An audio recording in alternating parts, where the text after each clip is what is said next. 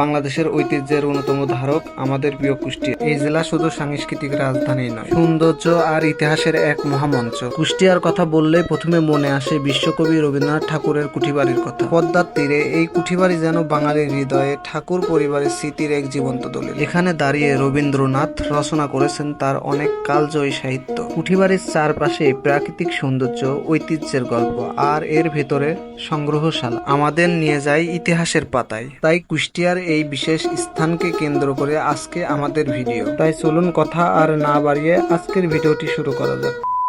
রবীন্দ্রনাথ ঠাকুরের শিলাইদহ কুঠিবাড়ি, যেখানে গ্রামীণ জীবনের সুরম্য ছবি আঁকতেন তিনি। তার কালজয়ী রচনাগুলো যেমন 2 বিঘা জমি আর ওপেনের ভিটা বাংলার কৃষকের জীবনে বাস্তব চিত্র তুলে ধরেছে। কুঠিবাড়ির পরিবেশই যেন তাকে এই সৃজনশীলতার মূল প্রেরণা জুগিয়েছিল।